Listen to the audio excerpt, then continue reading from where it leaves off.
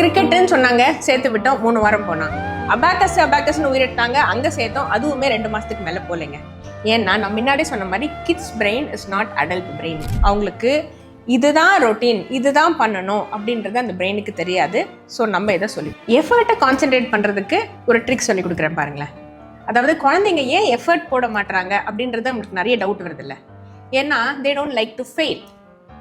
Their brains do not have the capacity to balance failure.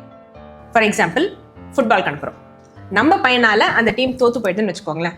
அந்த ஃபெயிலியரை அவங்களால process பண்ண முடியாது, அதனால் அந்த கேமையே வெறுத்துடுறாங்க. இல்லை நம்ம நல்லா உட்காந்து படிக்க வைக்கிறோம், அந்த முறை எக்ஸாமில் 70க்கு மேலே அவங்களால மார்க் வாங்க முடியல, அதனால வெறுத்துருங்க. ஸோ இப்படி இருக்கும்போது how do we teach them to face failure?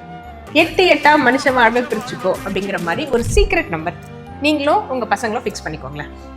For example 20 times நம்ம இதே மாதிரி படித்து ட்ரை பண்ணுவோம். 21st டைமும் உன்னால 70க்கு மேலே வாங்க முடியலனா we will rethink what to do.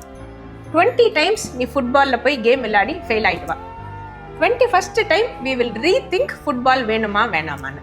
இந்த மாதிரி அவங்க எஃபர்ட் நம்ம கான்சென்ட்ரேட் பண்ணும்போது they will also understand, okay, I have to try again அப்படின்னு.